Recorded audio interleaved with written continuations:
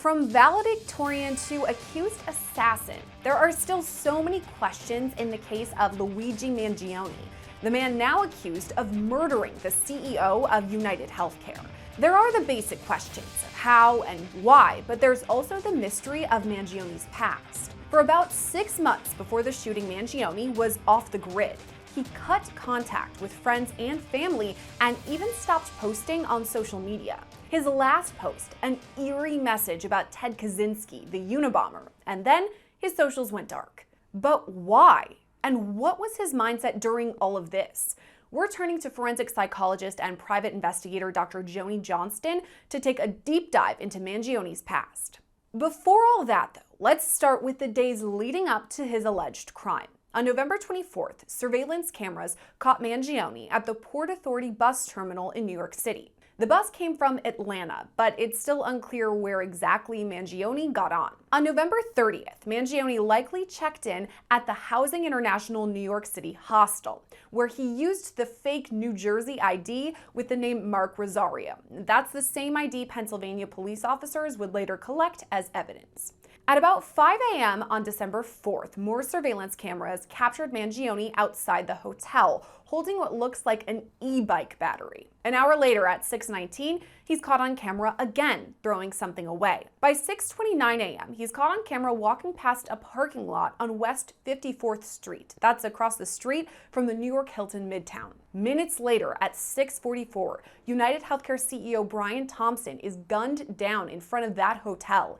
Investigators believe it was Mangione who pulled the trigger. After that, Mangione apparently took an e-bike into Central Park before taking a taxi to Port Authority near the George Washington Bridge. Nearly 1 week later, on December 9th, Mangione was arrested at a McDonald's in Altoona, Pennsylvania. Along with that fake ID, police officers found Mangione with a laptop, ghost gun, Faraday bag, notebook, and some medical masks. After all this, he was charged in Pennsylvania with forgery, tampering with records, possessing instruments of a crime, and false identification to law enforcement. In New York, he's charged with second-degree murder, 3 counts of criminal possession of a weapon, and 1 count of possession of a forged instrument. But let's wind back the clock now and take a closer look at Mangione's life prior to the shooting. Mangione comes from a well-to-do family in Maryland. He even graduated as valedictorian of his prep school. He later went on to receive an Ivy League education from the University of Pennsylvania, graduating with engineering degrees. He graduated Penn in 2020, and after that, there are a few major life events we have to mention. Mangione moved to Hawaii for several months, staying in a co-living space in Honolulu. While there, Mangione was injured during a surfing incident and caused a prior injury to resurface. According to now deleted Reddit posts, Mangione had spondylolisthesis. That's a condition where the spinal bone goes out of alignment. This then puts pressure on the lower vertebrae, nerves, and even the spine.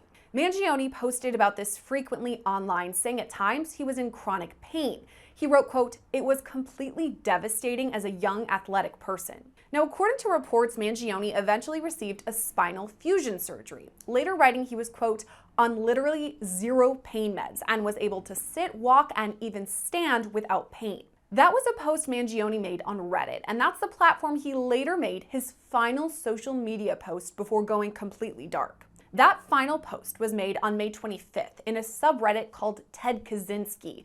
That's the name of the convicted terrorist, also known as the Unabomber. Kaczynski seemingly fascinated Luigi Mangione. He even suggested his book group read the Unabomber manifesto, and later Mangione wrote on his Goodreads account, quote, "It's easy to quickly and thoughtless write this off as the manifesto of a lunatic in order to avoid facing some of the uncomfortable problems it identifies. But it's simply impossible to ignore how prescient many of his predictions about modern society turned out." So Mangione's account posted a video to the Ted Kaczynski Reddit back in May. It was called Streaming Overdose 2024 China, and it showed people streaming things to their phones. Prior to this post, Mangione had also taken a solo trip to Asia, stopping in Japan and Thailand.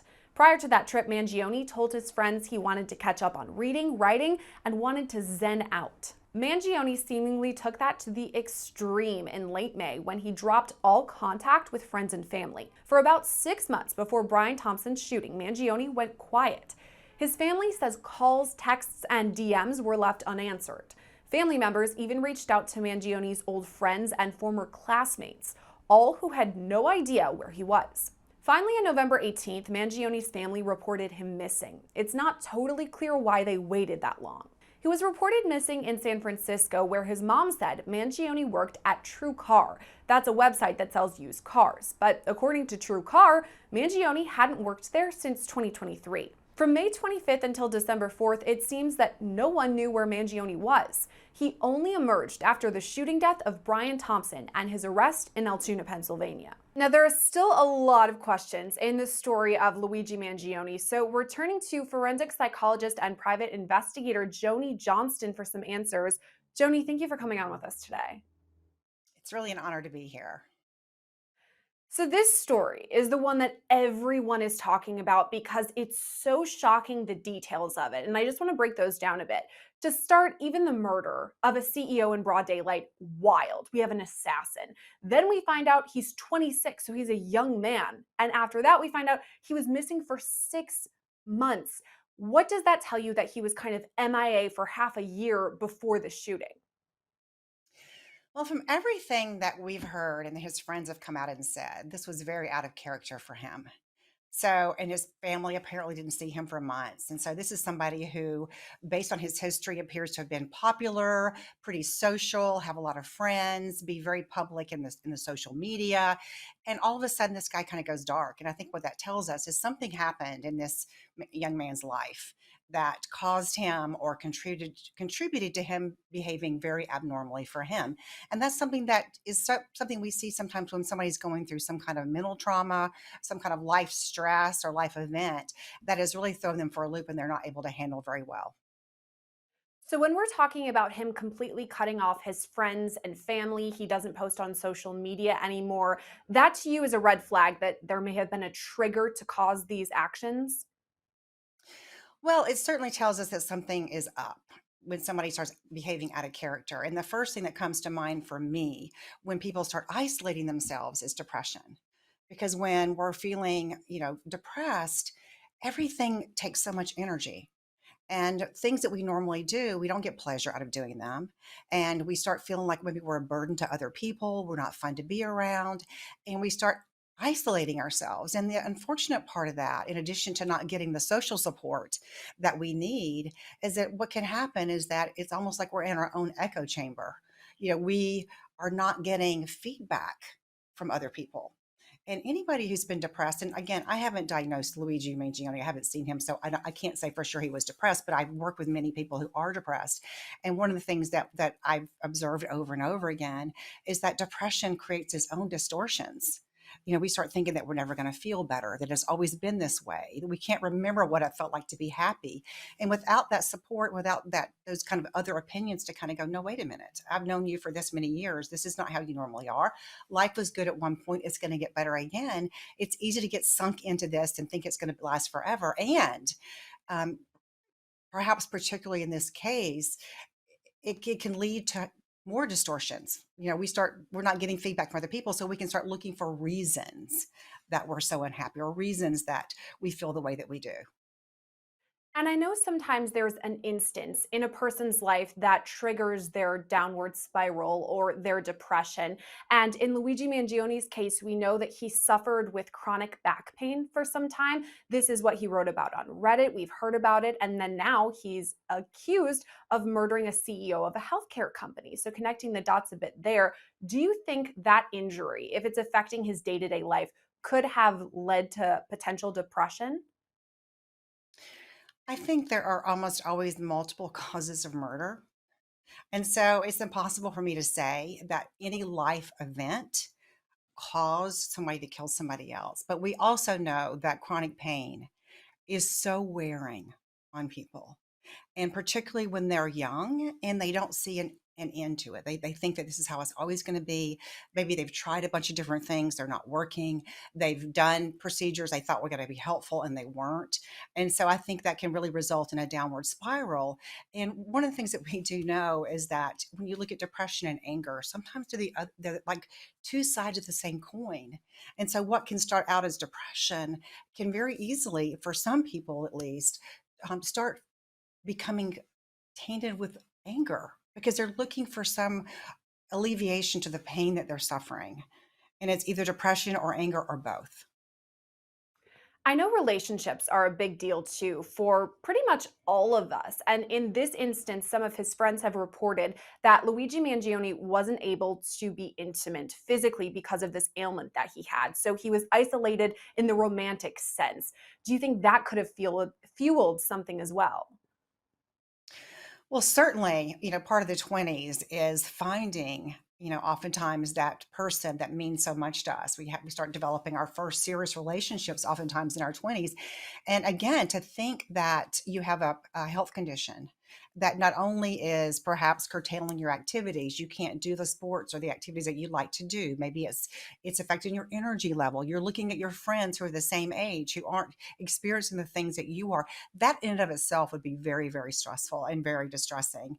And I think on top of that, if you start thinking that you can't have an intimate relationship with somebody, I think the really sad part of it is it can so easily be not just this is my life now, but this is how my life is going to be forever.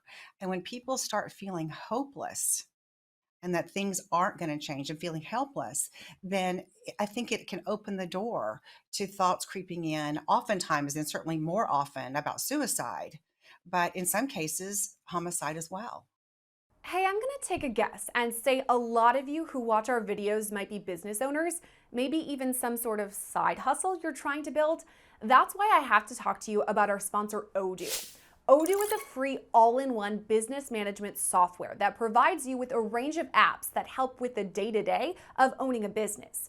One of my personal favorite Odoo apps is their project apps.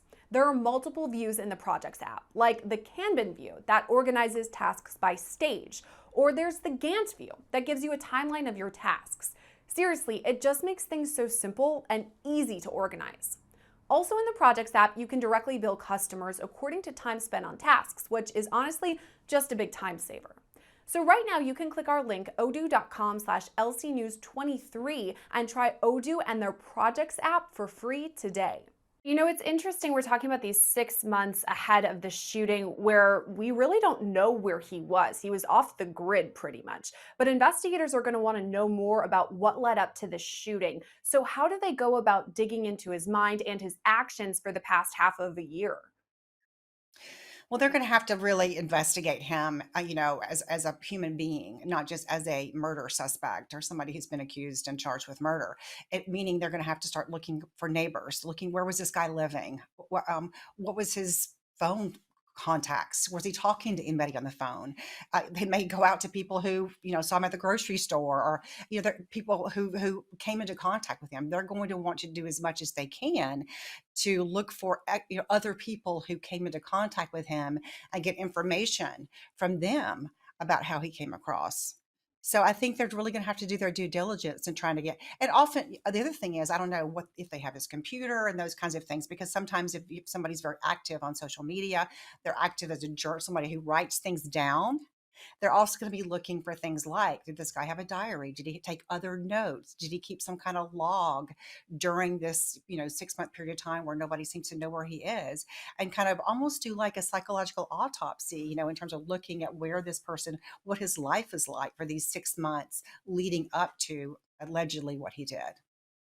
I'm glad you brought up a journal or notebook writing things down because we do know that investigators found him with a notebook. Some people are kind of comparing it to a manifesto. I mean, we don't know every single thing that's in there. Maybe there could be a timeline, but even just that word manifesto has obviously a negative connotation. What would lead somebody to write one of those? Well, we do know. I mean, I'm really glad that you didn't use the word manifesto just in terms of talking about this, because I do think it elevates in some respects. It can elevate somebody's diary or their writings or their thoughts or their beliefs into some kind of bigger thing that it is. And at the end of the day, this is this person and his beliefs, and he's just expressing them. And it's not, some kind of Declaration of Independence or anything, any kind of document like that. And it starts sounding like that. We start using the word manifesto. But I think what it does do is shed some light in terms of what this guy was thinking.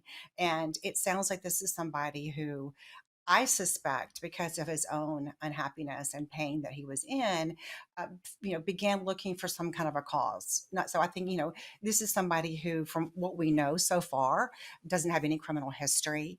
Seems to be somebody who was successful, not just academically and career wise, but successful in his relationships, and is somebody who was seen to be loving and kind and caring and empathic. If that's true, and this person is going to murder somebody, it would make sense to me as a psychologist that this person would need to frame this as helping in some way, as being a hero in some way, because everything that we know about his life so far tells us that this is somebody who would want to be a hero. Wouldn't want to be an anti-hero, would want to be a hero, would want to feel like he was somehow embracing a cause that wasn't just going to help him. Maybe he would think it was too late for him, but was going to help other people. And I think in his writings, he does seem to think that this is a bad thing to do, but it's justified because this is something that has to be done. And it's almost like he's going to be the hero and he's going to be the martyr in the situation. In the same vein, there have been a lot of parallels between Luigi Mangione and Ted Kaczynski, who's widely known as the Unabomber. And if we go back into Luigi Mangione's history, we know he suggested that they read this manifesto in his book club. So, number one, there. Number two, we know that he posted on Reddit under a Ted Kaczynski little subreddit thread. So, he was at least interested in the Unabomber. How does that relate at all? Well, I think that, obviously we all know that Luigi Mangione is bright and he's academically, credentialed and those kinds of things, as Ted Kaczynski was. He was clearly a very, very bright, almost brilliant man.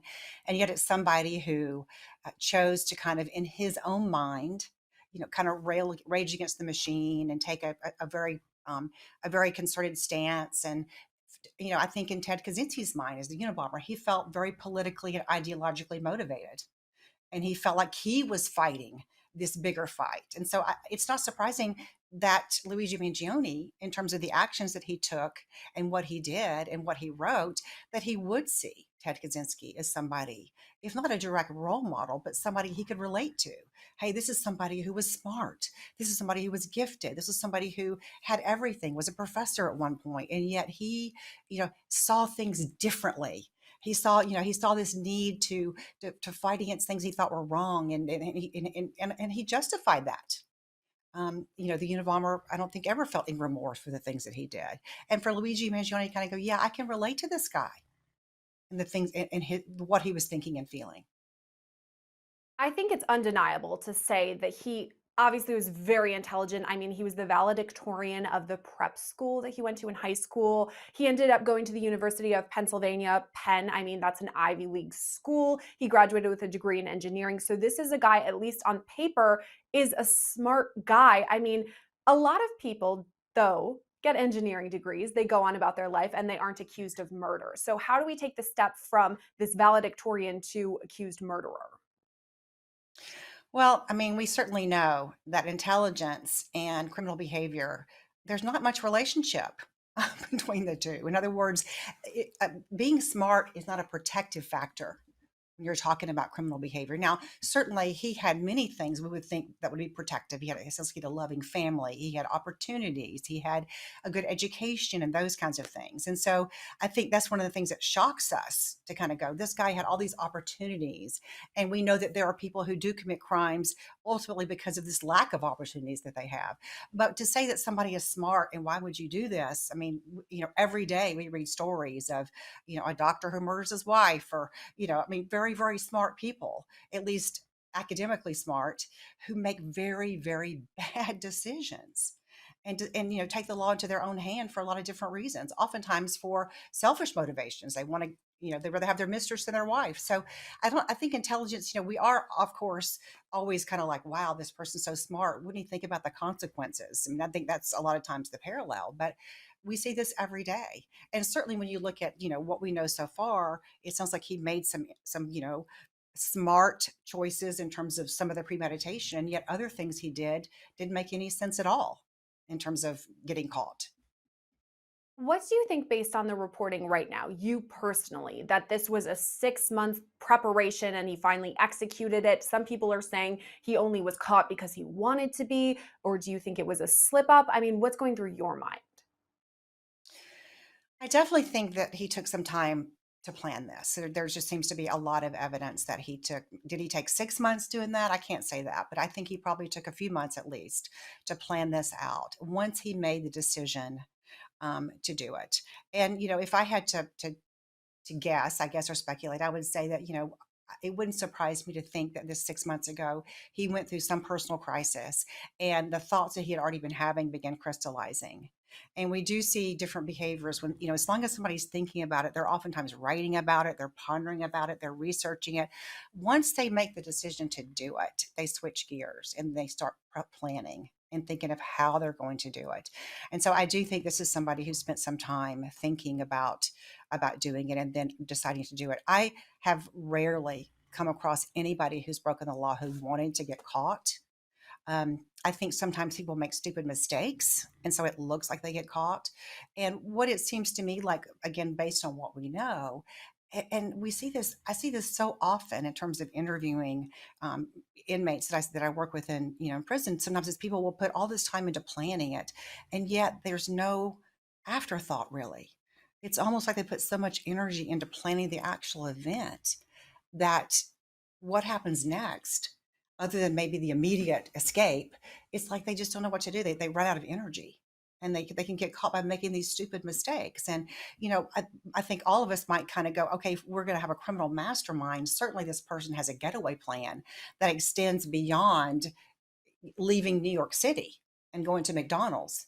And so I think that I don't think he perhaps thought through what needed to happen afterwards, what the aftermath was going to be, how he was going to feel, how quickly he was going to get caught, what to do with his backpack, all those things that he had planned out so well leading up to the crime. But afterwards, it was like, I don't know what to do now. There are so many questions in this case. How did he carry this out? Why did he do it? Did he have a plan for afterward? I mean, needless to say, there are a lot of twists and turns in this case. So I guess we'll see where it's headed. Joni, as always, thank you for coming on with us and breaking it down. As always, it was my pleasure completely. Thanks for having me. Mangione has yet to appear in court in New York, but he's due back in Pennsylvania next week for a preliminary hearing. After that, he'll be back in court once again for a bail hearing. Reporting for Law&Crime, I'm Sierra Gillespie.